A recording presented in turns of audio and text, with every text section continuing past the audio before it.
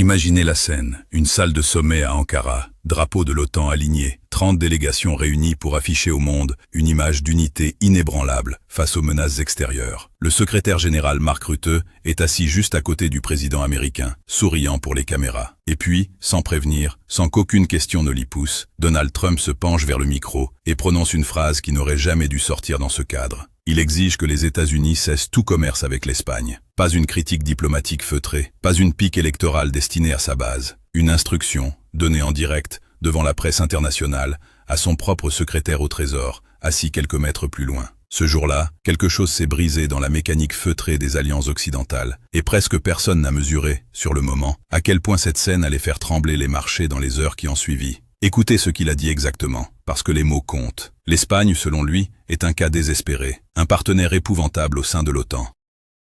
Un pays qui ne participe pas, qui ne paie pas, avec lequel il ne veut plus rien avoir à faire. Et puis cette phrase, presque menaçante dans sa désinvolture, ils reviendront en courant, ils n'auront pas le choix. Ensuite, se tournant directement vers Scott Bessent, son secrétaire au Trésor, il lui donne l'ordre d'agir immédiatement, de ne même plus leur parler, en les qualifiant à nouveau de gens irrécupérables. Un président américain qui, publiquement, exige la punition économique d'un allié membre de l'OTAN.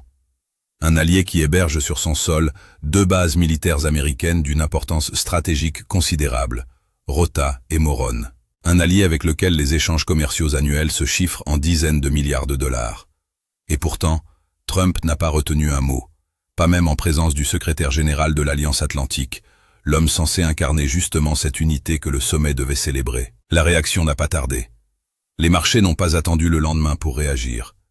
Les actions espagnoles ont chuté. Les obligations souveraines se sont retrouvées sous pression.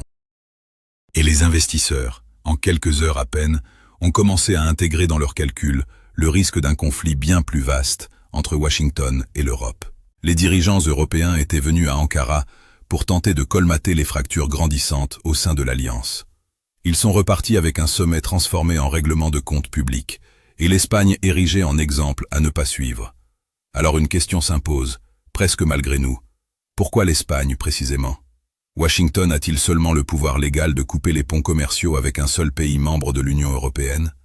Et surtout, que devient une alliance militaire quand sa puissance dominante commence à traiter ses propres alliés comme des adversaires économiques?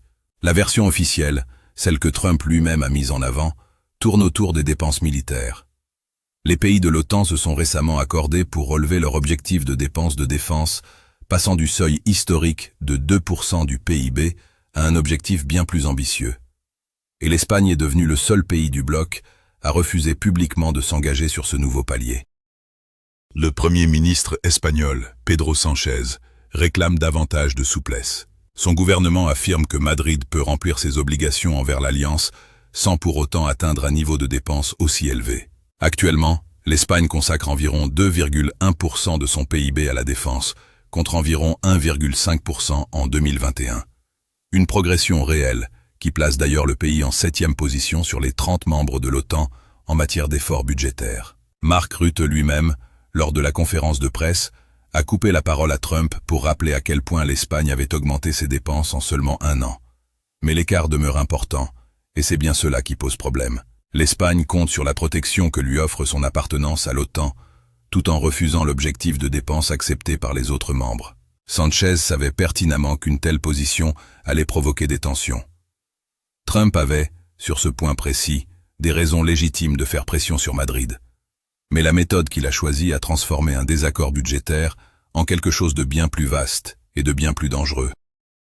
Exiger une punition économique, qualifier un pays entier de cas désespéré, s'en prendre publiquement à toute une nation devant la presse mondiale. Les pressions sur les alliés concernant les dépenses militaires ne sont pas nouvelles au sein de l'OTAN, mais menacer publiquement de couper le commerce avec un pays allié, cela relève d'un tout autre niveau de crise. Et voici où l'histoire commence à se complexifier sérieusement. Parce que l'objectif des 5% n'explique qu'une partie de la colère de Trump. L'Espagne s'est également opposée à la campagne militaire de Washington contre l'Iran. Madrid a refusé d'autoriser les États-Unis à utiliser les bases co-gérées de Rota et de Morón pour soutenir des frappes contre le territoire iranien. Pedro Sánchez est allé plus loin encore, qualifiant publiquement la campagne militaire américano-israélienne d'erreur colossale. Selon ses propres mots, cette guerre contre l'Iran constitue, à ses yeux comme à ceux de son gouvernement, une erreur monumentale, dont le prix devra être payé. Et il a précisé que les conséquences se faisaient déjà sentir, sous la forme d'une flambée des prix du pétrole et du gaz. Le gouvernement espagnol a formellement déclaré que son territoire ne pouvait pas être utilisé pour des actions militaires unilatérales dépourvues de fondement en droit international. Cette décision a directement limité la capacité de Washington à mener des opérations depuis l'Europe du Sud au beau milieu d'un conflit actif. Trump semblait tenir pour acquis que l'appartenance à l'OTAN impliquait automatiquement un soutien militaire américain, sur simple demande, sans discussion. L'Espagne, elle, a adopté une posture radicalement différente. À Madrid, on considère que chaque État conserve le droit de refuser de participer à une guerre jugée illégale, même lorsque la demande émane de l'allié le plus puissant du monde. Ce refus, à lui seul, aurait suffi à provoquer une crise sérieuse entre les deux pays. Mais l'Espagne n'en est pas restée là.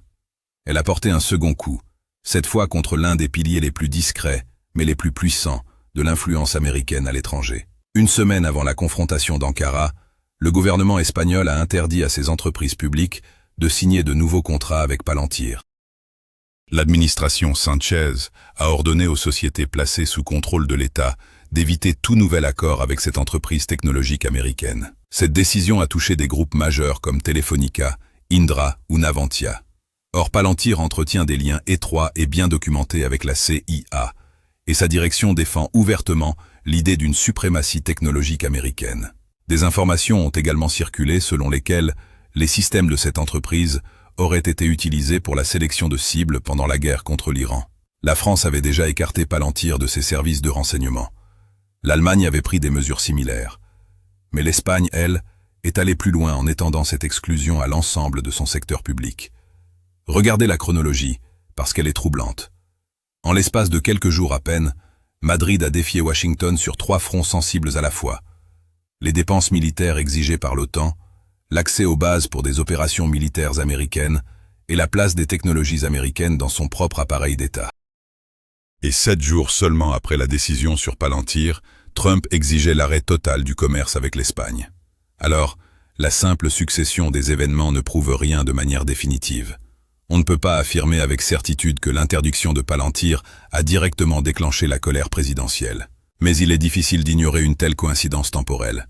L'Espagne venait de rejeter une entreprise chérie par Washington dans le domaine du renseignement et de la surveillance, tout en refusant simultanément de soutenir une campagne militaire contre l'Iran. Et cela aide, peut-être, à comprendre pourquoi la réaction de Trump a été à ce point disproportionnée. Il ne s'agissait plus simplement d'un désaccord autour d'un pourcentage budgétaire. L'Espagne commençait, très concrètement, à tracer des limites claires à l'influence militaire, politique et technologique que Washington pouvait exercer sur son territoire. Et c'est précisément pour cela, semble-t-il, que Trump a exigé en direct des mesures économiques punitives contre elle. Mais peut-on vraiment couper totalement le commerce avec un pays comme l'Espagne?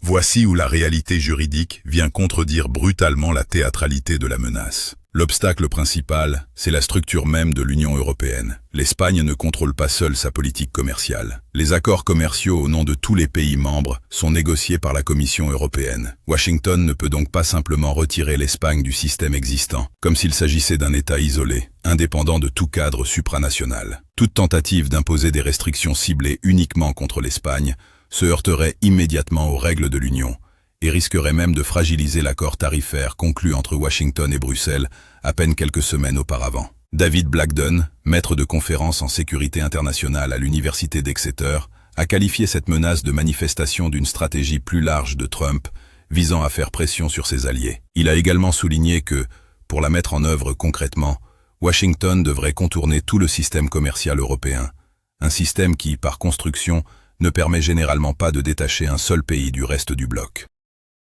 À Madrid, on semble parfaitement conscient de cette protection structurelle qu'offre l'appartenance à l'Union européenne. Le gouvernement espagnol a réagi avec un calme presque déconcertant, affirmant que l'Espagne continuerait à entretenir d'excellentes relations sociales, culturelles et économiques avec les États-Unis, sans intention aucune de changer de cap. Et les chiffres, justement, racontent une histoire que la rhétorique présidentielle ne peut pas effacer d'un revers de main. Les liens économiques entre les deux pays sont bien trop imbriqués pour qu'un ordre venu de la Maison-Blanche ne frappe que Madrid. Le volume commercial annuel entre les deux nations avoisine les 47 milliards de dollars.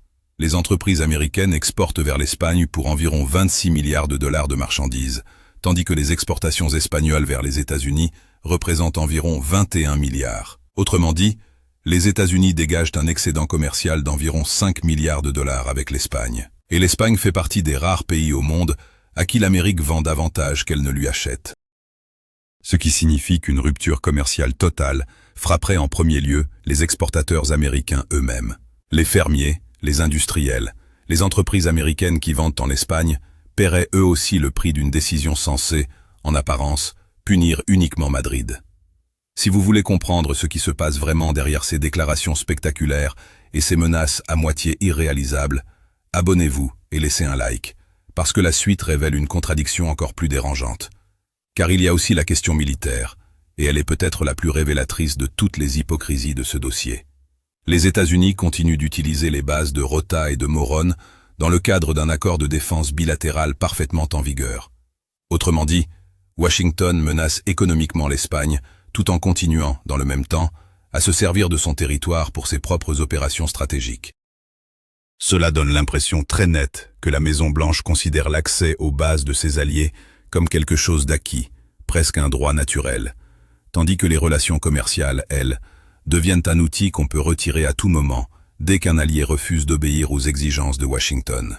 Un embargo commercial complet pourrait s'avérer pratiquement impossible à mettre en œuvre juridiquement.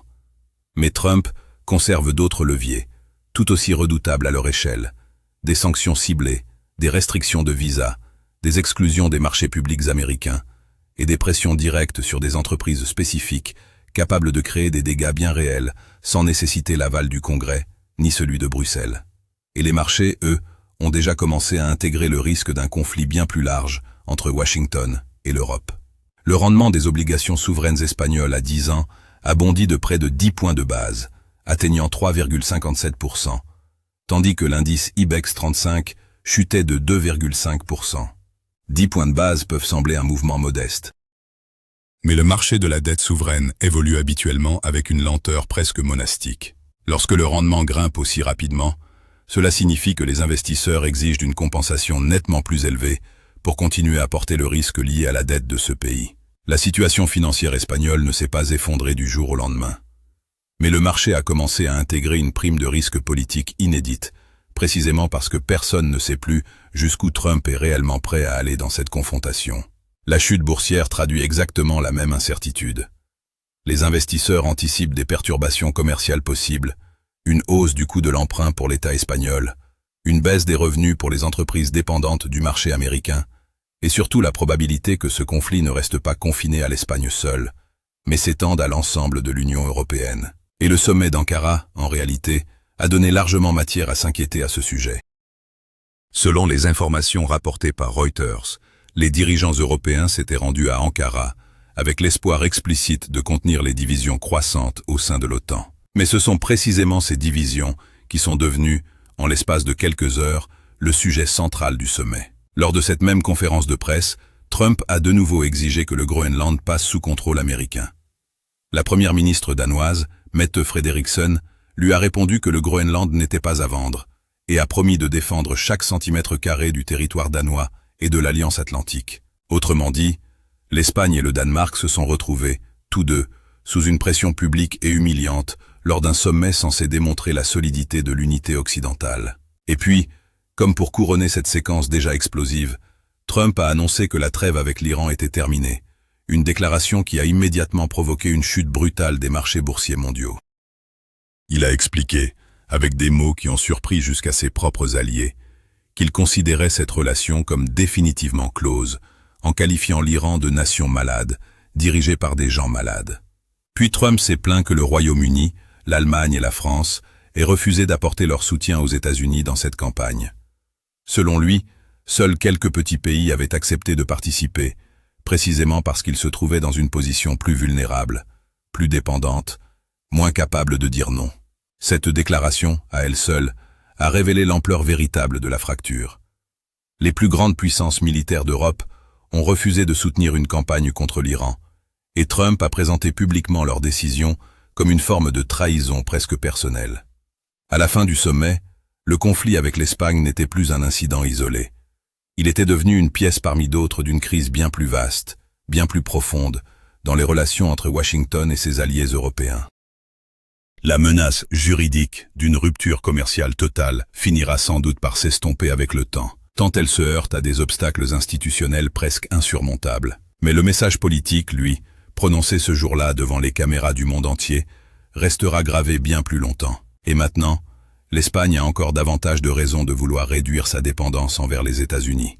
Madrid pourrait rediriger une part croissante de son budget de défense vers des équipements européens plutôt qu'américains. Elle pourrait restreindre davantage encore le rôle des entreprises technologiques américaines sur son territoire. Elle pourrait exiger un contrôle bien plus strict sur la manière dont l'armée américaine utilise les bases situées en sol espagnol. La protection américaine ressemble de plus en plus, aux yeux de nombreux gouvernements européens, à un accord assorti de conditions politiques, militaires et économiques bien précises. Soutenez les guerres décidées par Washington, achetez des systèmes d'armement américains et ne remettez jamais en question les intérêts stratégiques des États-Unis.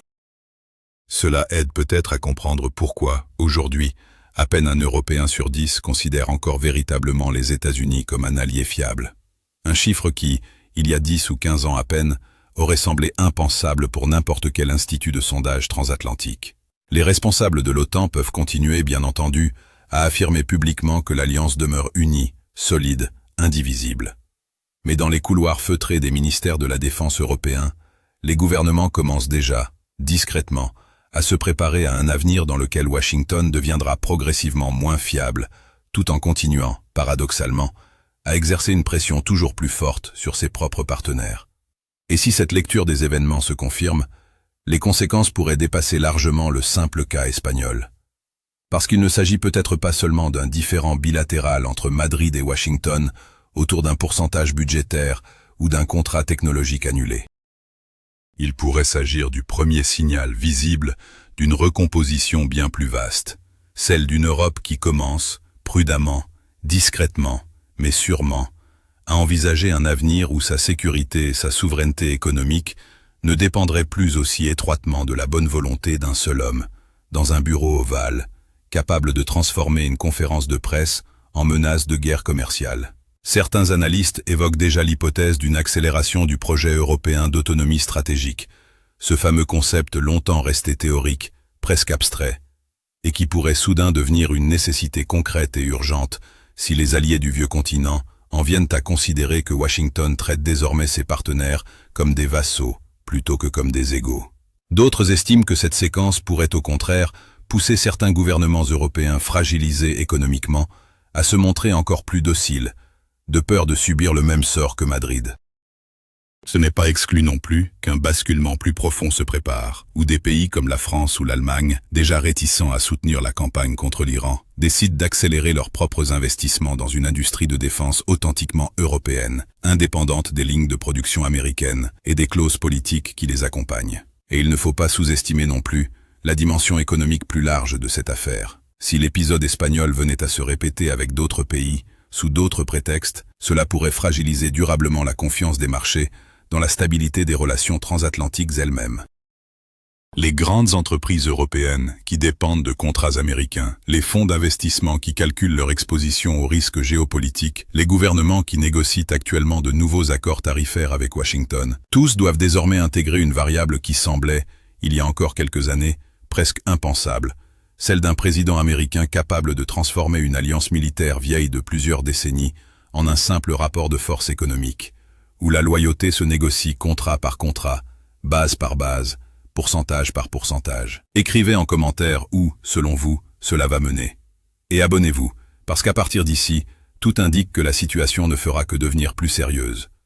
Car après ce qui s'est produit à Ankara, chaque allié des États-Unis, chaque gouvernement qui pensait pouvoir compter sur la protection inconditionnelle de Washington, doit désormais se poser une question qui, il y a encore quelques mois, aurait semblé absurde, presque paranoïaque, mais qui aujourd'hui résonne avec une gravité inquiétante dans les capitales européennes. Qui sera le prochain? Le Danemark, déjà visé sur la question du Groenland, la Belgique, dont les dépenses militaires restent parmi les plus faibles du bloc, ou peut-être un pays que personne n'attend, choisi non pas pour son budget de défense, mais pour avoir, comme l'Espagne, osé dire non à une guerre, ou refuser de signer un contrat avec la mauvaise entreprise, au mauvais moment. Personne à ce stade ne peut répondre avec certitude. Mais une chose semble déjà acquise. Le sommet censé sceller l'unité de l'Alliance Atlantique restera peut-être, avec le recul du temps, comme le moment précis où cette unité a commencé, publiquement, irrémédiablement, à se fissurer sous les yeux du monde entier.